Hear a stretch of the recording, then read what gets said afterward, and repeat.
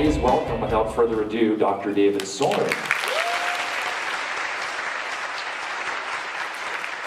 Thank you so much for that introduction. I wanted to see all those films that were in the coming attractions because Peter Cushing, who played Doctor Who, was a very close personal friend, and he died not so long ago, and seeing him on a big screen again was just so wonderful. I'm going to take 1/2 hour for those of you who want to take a nap or whatever until this comes on. This will be exactly half an hour or maybe a minute or two less. And I'm going to try to get you deeper into this film, Raiders. I have a lot of connections to this movie. None of them were lucrative, but by 6 degrees of separation, I do have a lot of them. And I'm hoping that in the next half hour I can just tell you about some of the things that a real archaeologist does versus the things you're going to see in this film, which don't bear too much resemblance to actual archaeology and are sometimes quite mysterious. The first thing I have to tell you is just some of my connections to the film. After this was made, I was asked, after I'd made some archaeological discoveries, to pose as Harrison Ford, as Indiana Jones for Discover magazine. I was reluctant at the time, but in those days I looked more like Brad Pitt. Now I look like an Olive Pit, I'm afraid. But I'll show you what we did. And if I can go on. So this is the actual thing that we did compared to Harrison. They used to have this up in the art department at the university just to insult me every time I would walk in. But that is what I really did wear even before that film was made. And I brought my original hat, which predates the movie, and the khaki shirt and the whole thing. We did actually do. Another connection that I have, if I can, I'm waving for the next image, but there we are, is that I used to work in Tunisia, where a lot of this film was shot. I know that it's supposed to be Cairo, but if you have ever worked in Tunisia, one of the first things you notice is all the beautiful blues that are so typical of Tunisia and the dress of the natives. And this is one of the holy cities of Tunisia, Kairouan, where a good deal of this film was shot, especially the famous sequence you'll see with the gunshot, the fights, and the chase in the streets. This is all done in Kairouan, and not at all in Cairo. And one of the things I thought was really odd in the film is that there are no establishing shots, even of Cairo. It's all shot in Tunisia, going in, posing as Cairo. So that's one thing. Another point of connection I have with the film is that the man who wrote the screenplay was a good friend of mine. And his name is Lawrence Kasdan. And here I am with Larry back in 1985, which wasn't very long after the film was out and released. And we were busmates. And so I, of course, was asking him all about Raiders of the Lost Ark. So a lot of the things I'm going to be telling you are from Kasdan's mouth and are really true. And he was asking me all about what a real archaeologist does. When I was talking to him on the bus all the time, this took place at Oxford. It was apparent to me that he didn't know anything at all about archaeology. He was extremely curious about it. And I said, well, where did you learn about these things that you put in this film? And he said, well, it wasn't my idea to begin with. I was assigned the screenplay. I was, for a time, an unemployed PhD from the University of Michigan. He told me, so I couldn't get a job. I didn't get a job anywhere. So I started writing screenplays and sending them out in hopes that somebody would do something for me. And one of my screenplays was a movie called Continental Divide. It got cast with John Belushi, and the next thing I knew, I was a filmmaker, and I became interested in cinematography and directing, and I didn't like Continental Divide at all, so I became a director to defend my screenplays. And so he then ended up working with Spielberg and writing this film. I said, what research did you do? He said, well, I saw movies like Chandu the Magician. Watch that sometime because you'll see a lot of Indiana Jones in it, and movies like The Adventures of Tartu with Robert Donat. And these are the kinds of movies that have airplanes flying over maps, you know, and the sort of thing that was quarried from old movies of the 1930s. So he's trying to make a look from 1936. I said, what other research did you do? He said, I saw Flash Gordon and those things, but that was pretty much what I did. Now, another connection I have to the film is John Rhys Davies, and I actually worked on a film with John Rhys Davies. He's a wonderful man, and he plays Sala in the film and became a fixture in the series. So I got that connection as well. And also a very nice fellow. Kasdan, I mean, before anybody asks, is very nice. He doesn't talk much. You have to ask him very specific things because he asks things about you and mostly just observes. He keeps a little pad and pencil with him, and he observes human behavior. And then you have to be careful what you do around him because it will end up in the big chill or something, you know. You have to be careful. Real archaeologists, I might as well show you something of what a real archaeologist does because you will not see it in this movie. They do use things like theodolites and surveying equipment to lay out trenches so they can dig.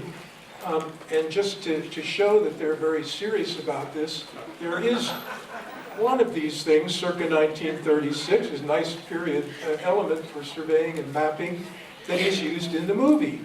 But it's not used by Indiana Jones. He doesn't use these at all. They're used entirely by the Nazis and their group in the film. In the background, also, as we get a little closer to it, I'll show you those things in just a moment. But actual archaeologists very carefully lay out trenches because it's important to know where you are. You want to exactly localize the trench that you're digging, and so you map this out, you string this out after you survey it, you put stakes in the ground, and you give all kinds of letters and numbers to your grids, so you know specifically where you are. And then you can have these, say, 10-meter grids on your archaeological site. And then within that, you can have individual areas where you do trenches. And that way, when you find things, you can plot exactly where they are. And it makes for nice recording. And you can say, well, in 1936, they didn't do that. Yes, they did. They did do that, generally did that. There were excavations that were pretty wild. But for the most part, people did know about the bulk debris method, and it was a staple of archaeology, certainly from even the 1920s, and by the 1930s, it was pretty standard practice. And so if Indiana Jones went to the University of Chicago, he would have been taught this at the University of Chicago. Which brings me to another point. What the hell discipline is he in? Is he an anthropologist? Is he a classical archaeologist? Is he a biblical archaeologist? He's not a linguist because he doesn't seem to be able to translate much of anything. And the only time we see him in a classroom, he's talking about the Neolithic period in England. So it's very strange exactly what he's trained at by Ravenwood in the University of Chicago. I'm very concerned about that. Very concerned. I was concerned enough to ask Lawrence Kasdan about that. And he said, well, he made a comment to me which was once said by Alfred Hitchcock to Ingrid Bergman, which is, David, it's only a movie. He didn't know it was going to be that all these years later we'd be gathering here watching this thing. He wasn't that careful. That's one of the things they say very often in the movie. Well, I'd have been more careful if I'd known, but he really wasn't. So real archaeologists also sieve things. We have sieves and different meshes, and we look through and try to find any sorts of things that might be there, and none of that is apparent in the film. And you would think if they're going to be excavating things like the Ark of the Covenant, that they want to get everything, that was there would be kind of an important deal. When you're excavating also, you want to keep the trenches very neat, and the archaeologist uses a very gradual technique of trowels, and as you can see there's recording going on, the sections are kept very straight, and you study the stratigraphy, the different strata, the different layers, you study it from different sides, but there's absolutely nothing of that. So when the Loft very kindly asked me to talk about archaeology and Indiana Jones, I mean, I had to really look at the film with a microscope to try to find some. There just isn't much that's there. Now, if you look at the film, there are some things that are quite interesting here. In the background, you can see that they are using mining cars, and there are some bits of mining cars that are there. And I am old enough that I did work in central Turkey in 1969 with the University of Pennsylvania, and they had mining cars. And we did have tracks. We would load things up onto the mining cars, and then we would put them we dumped them over the ends of the hill. It's very curious. In this film, we'd see the tracks, but as I was watching the film, I couldn't figure out where the tracks were going, where they were leading to. And they had mining cars all along there.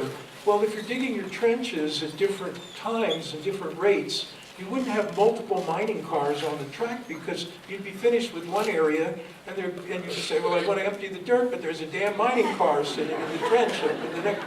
And so that was, you know, when I watch a film, it gets very disturbing. Very disturbing. What am I going to do? I mean, there's a water tower, but how are we using this water tower? And what the hell are these guys doing in this thing here? Look at this thing here. That looks like a dirt pile that was put in for the film, so they'd have something to dig through. It's like somebody's back dirt. And so you don't normally use a pickaxe to that. You take the back dirt and you shovel it away. There are exceptions to it. I was working on an incompetent excavation in Italy, and I decided to excavate the previous excavator's back dirt. And I found human infant baby bones in it. So there can be an argument for excavating back dirt, but nonetheless it's very rare. And in this case, it's really quite strange. And I still want to know what's happening in that water tower and how they're getting them, because it must have been hot when they were filming this thing, and they must have needed water. But I guess they were drinking bottled water. It's just very strange. And so there's a whole list of things here that you can do. And these can be read, and I don't have time to go over all of them, absolutely don't. But some of the things that are really bothersome is, where are his students? Because I have students. Joey Williams is sitting right out there, who is one of my absolute best students, and is a wonderful excavator and writer today. And you know, where are his students? He has none. He was a student at the University of Chicago. Did he get his degree and then say, well, the hell with him? You know, I'm not going to have students of my own. I'm just going to have been one. So that's really strange. And there's nothing about his theoretical opinions of things. He does biblical archaeology, but the things he assumes, oh my God, I mean, just that the Ark of the Covenant would be in Tanis and not in Ethiopia or all these other different places where it could have been, or if it ever even existed, is another question that the archaeologist has to investigate and not take at face value. So that's a problem. When he excavates, we do have a few scenes of him on an excavation, but he's never excavating. He's got other people excavating. He has gangs of people who are excavating for him, right? He's not excavating himself. We don't see any documentation. There is one use of the camera in the film, and that's so that if anything is really found that's significant of the Ark of the Covenant, then Hitler can watch it. So it's a film that's being shot for Hitler. It has nothing to do with archaeology. That's very disturbing as well.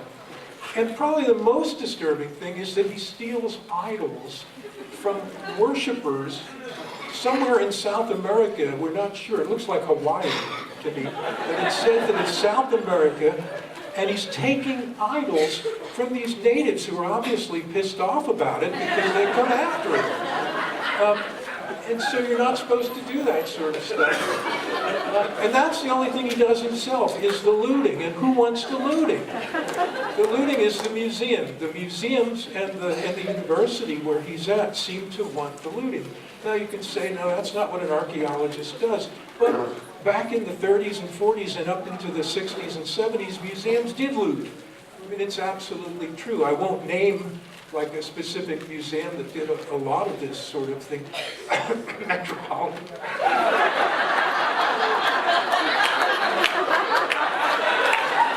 But it did happen. It occasionally did happen.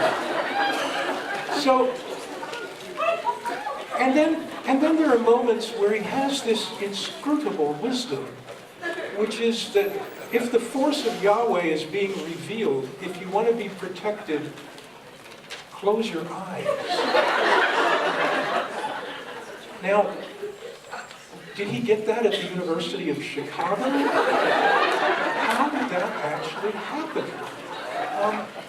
How does he know a thing like that?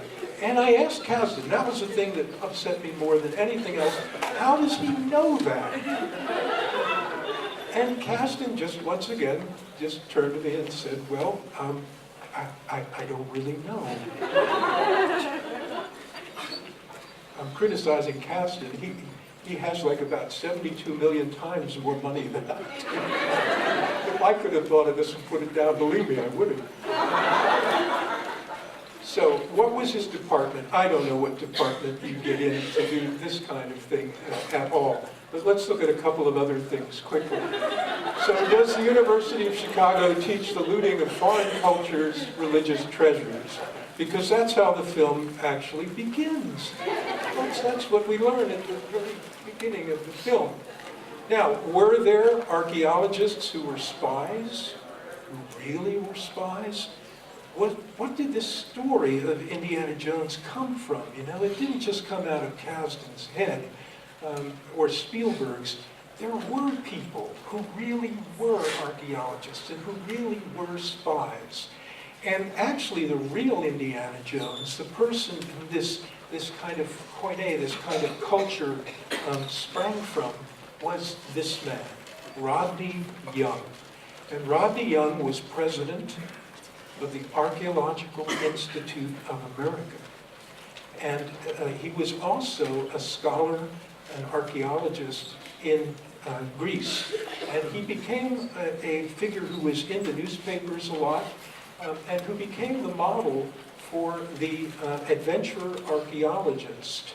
During the invasion of Greece, he was over there in 1939, very close to the date of when Indiana Jones is beginning his functions on film. And Rodney Young was able to go around as an ambulance driver and actually smuggling people and saving people and working for the resistance in Greece against Mussolini. Mussolini had invaded Greece and was trying to take it over in 39, and Rodney Young was the Indiana Jones of the time. He was a rich man from Newark, New Jersey. His family was the heir to the Ballantine Ale fortune, so he was very, very rich. He raised a lot of money, but he was known for wearing jodhpurs and wearing an outfit very similar to what Indiana Jones wears in the film. He wore riding pants, he wore khaki shirts. He didn't carry a whip, but he carried a riding crop. But one of his prize students, heavily influenced by him, did carry a whip and used it at night on archaeological sites to keep dogs, wild dogs and animals away, and he actually used a whip. So there is some truth to this, and it's yet another connection for me, because the reason I know this is that I used to work for Rodney Young, and I excavated for him in central Turkey, and listened to all the stories. And when I was working there was 69, and there were all these Indiana Jones stories long before there was an Indiana Jones. So that's Rodney Young. Now, we do see Harrison Ford in his university attire. He doesn't only wear the clothes that I'm attempting to humorously dress in tonight. He talks about some kind of Neolithic barrow, perhaps in England. He dresses for his class. His students are in love with him and write it, the young ladies, on their eyelids. And one question I'm often asked is, has this happened to you?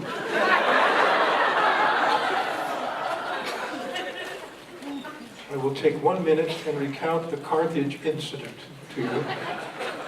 I was working at the Mediterranean Sorting Center in Carthage and excavating in northern Tunisia, where some of this film was also shot, central Tunisia. And I was one day, someone had borrowed my transistor radio, that's how long ago it was, and I wanted to get this radio back. And so I had been given a key to the architect's office because one of the architects was using the transistor radio. I walked in the architect's room and turned the light on to find my transistor, and I found the whole archaeological team naked on the floor. Young ladies, professors, everything. I couldn't believe it. And I couldn't find my transistor.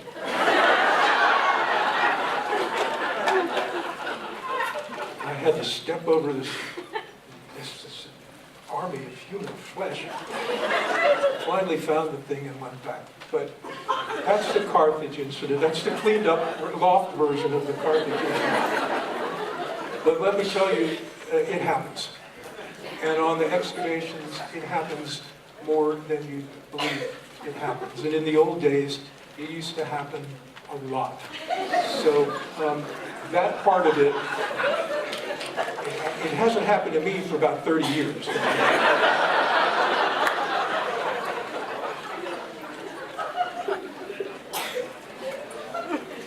The Ark of the Covenant. Oh my goodness. I really don't have time. I only have about 5 minutes to say a few things about this.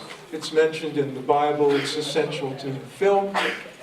It supposedly contained Moses' 10 commandments, or 2 of them, depending on the version that you want to follow.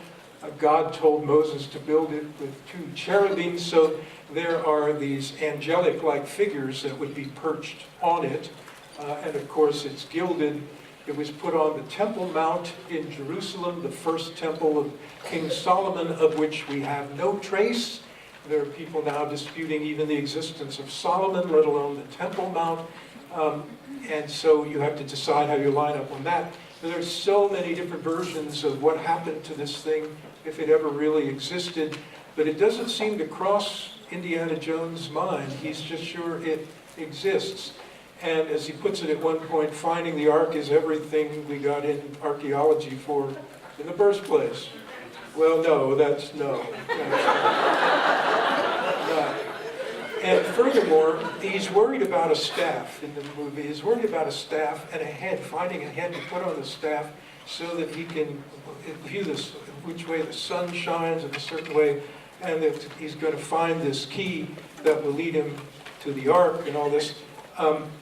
But never mentions that that the sun, or the position of the sun, the day of the year, all of this is really important. And it changes, of course, so it depends. And this never occurs. And I mentioned this to Kasdan too, and he said, I never thought of that. I never thought of that. And so it isn't in the script. It's just not in the script at all.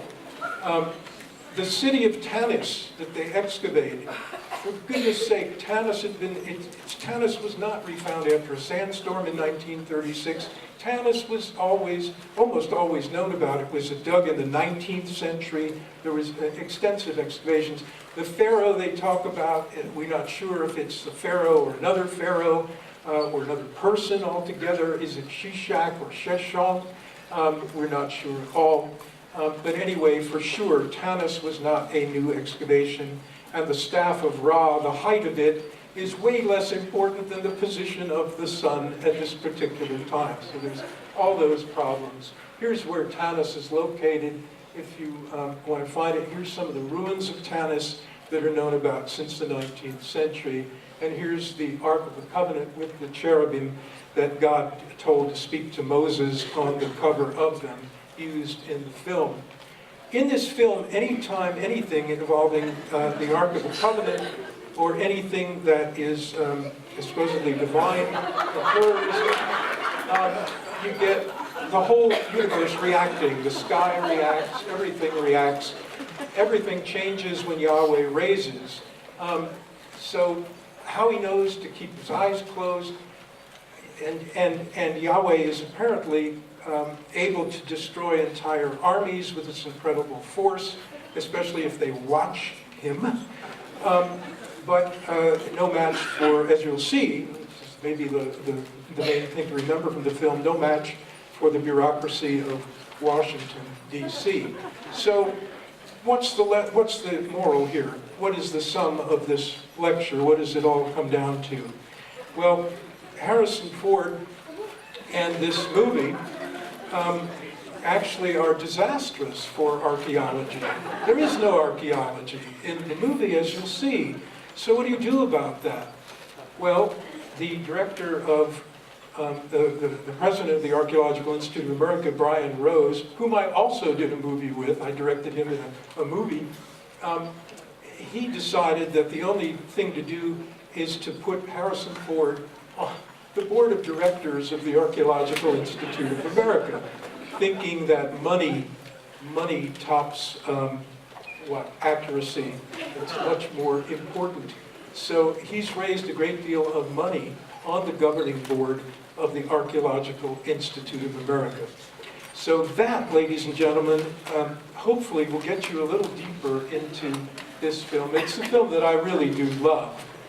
I've made a lot of fun of it, and somewhat at Lawrence Kasdan's expense. As an action film, as a film that really takes us to another world, whether it's accurate or not, it's nothing but fun. So thank you very much.